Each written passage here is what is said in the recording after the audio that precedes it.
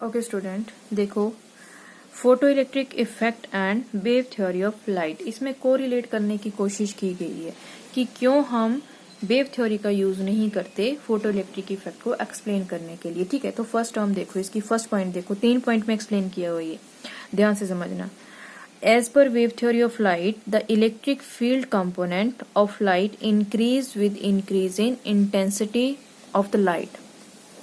अभी हम लोगों ने ऑप्टिक्स नहीं किया है, वेव थ्योरी नहीं की है, तो पर मैंने आप लोगों को इंट्रोड्यूस करवा दिया था इससे पहले ही कि जो हमारी लाइट है, ठीक है, it is a electromagnetic wave, पहली बात। और इलेक्ट्रोमैग्नेटिक वेव्स क्या होती हैं? Which consist of the component of electric field and magnetic field, दोनों कंपोनेंट होते हैं। तो जो लाइट है, सनलाइट आ रही है हमारे पास, तो पहली बात it is a electromagnetic wave, ठीक है।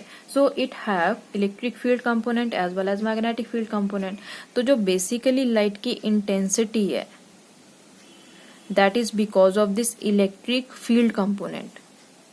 मैग्नेटिक फील्ड कंपोनेंट का इतना कॉन्ट्रीब्यूशन नहीं है उसमें।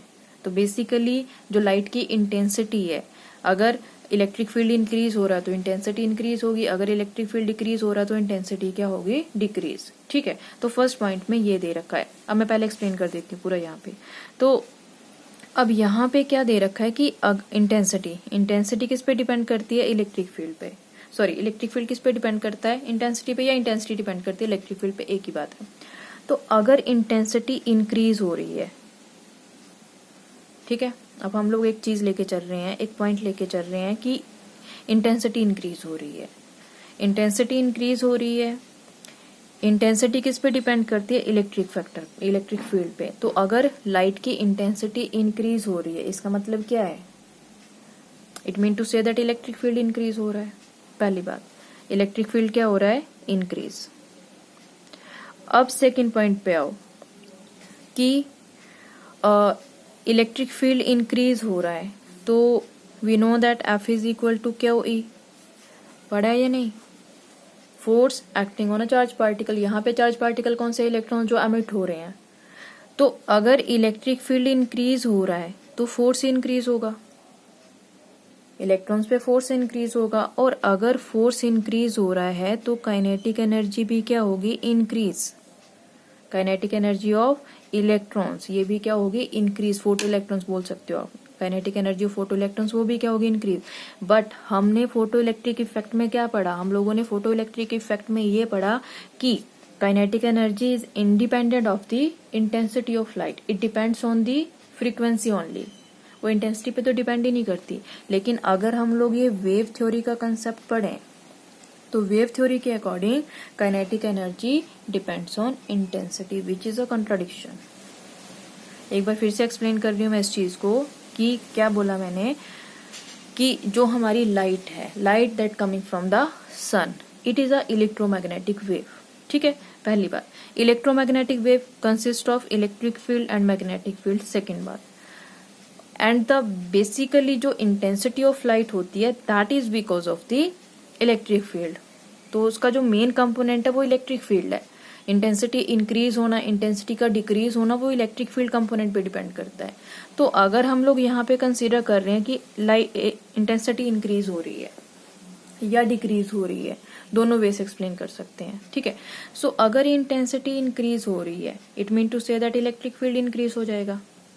और अगर इलेक्ट्रिक फील्ड इंक्रीज हो रहा है, सो अब यहीं पे पॉइंट रोको। We know that F is equal to Q E, force acting on a charge particle is given by F is equal to Q E. यहाँ पे फोटो इलेक्ट्रॉन्स हैं, चार्ज पार्टिकल, फोर्स किस पे एक्सर्ट कर रहा है? Photo electrons पे। This is the relation between force and electric field. तो अगर यहाँ पे इंटेंसिटी इंक्रीज हो रही है तो इलेक्ट्रिक फील्ड इंक्रीज हो रहा है। अगर इलेक्ट्रिक फील्ड इंक्रीज होगा, सो फोर्स इंक्रीज होगा, force acting on photo electrons increase हो जाएगा। अगर फोर्स इंक्रीज होगा तो kinetic energy of photo electrons भी इंक्रीज होगी, which is a contradiction. According to photo electric effect, जो काइनेटिक एनर्जी इलेक्ट्रॉन्स की, वो इंटेंसिटी पे डिपेंड ही नहीं करती है, वो डिपेंड करती है फ्रीक्वेंसी पे। ठीक है, तो यहाँ पे फर्स्ट कॉन्ट्रडिक्शन आ गई कि हम लोग वेव थ्योरी का एक्सप्लेन करके, वेव थ्योरी का यूज करके हम लोग फोटो इलेक्ट्रिक इफेक्ट को एक्सप्लेन नहीं कर सकते हैं। ठीक है, इसके बाद सेकंड पॉइंट यहाँ पे क्या दे रखा है, बाकी इसको एक बार रीड कर लेना।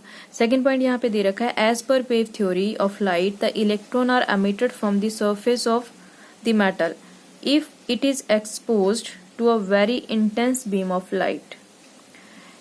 In other words, there is no role of minimum threshold frequency of incident light in the emission of electron from the metallic surface। अब इसका मतलब क्या है, सेकंड, ये आपका फर्स्ट पॉइंट था, सेकंड पॉइंट में क्या बता रखा है कि जब भी हम लोग एक इंटेंस बीम मतलब जिसकी फ्रीक्वेंसी क्या होगी, हाई, जब भी हम लोग किसी इंटेंस बीम को किसी मेटल सरफेस पे स्ट्राइक करवाएंगे तो यहां से इलेक्ट्रॉन एमिट होंगे। वेव थ्योरी के अकॉर्डिंग तो सीधा है कि जब भी कोई इंटेंस बीम फॉल करेगी ऑन द मेटल सरफेस तो वहां से इलेक्ट्रॉन एमिशन होना ही होना है। लेकिन हम लोगों ने फोटो इलेक्ट्रिक इफेक्ट में क्या पढ़ा, कंसेप्ट ऑफ थ्रेशोल्ड फ्रीक्वेंसी, कि जब एक लाइट इंसिडेंट करेगी जिसकी फ्रीक्वेंसी क्या होनी चाहिए, more than equal to threshold frequency या मोर देन थ्रेशोल्ड फ्रीक्वेंसी, तभी इजेक्शन ऑफ इलेक्ट्रॉन यहाँ पे टेक प्लेस करेगा, अदरवाइज वो टेक प्लेस नहीं करेगा। That is according to photo electric effect. But wave theory के अकॉर्डिंग क्या था कि जैसे ही एक इंटेंस बीम स्ट्राइक करेगी मेटल सरफेस पे वहां से इलेक्ट्रॉन एमिट होगा, जो कि अगेन क्या है, एक कॉन्ट्रडिक्शन है। ठीक है, सेकंड पॉइंट पे फेल होगी वेव थ्योरी। तो थर्ड पॉइंट में क्या दे रखा है, थर्ड पॉइंट के अकॉर्डिंग जो फोटो इलेक्ट्रिक एमिशन है that is a instantaneous process. अभी पढ़ा हम लोगों ने लॉज में, photo electric effect is a instantaneous process. लेकिन वेव थ्योरी के अकॉर्डिंग क्या है, वेव थ्योरी के अकॉर्डिंग क्या है कि as per wave theory of light the energy is uniformly distributed over the wave front of incident light.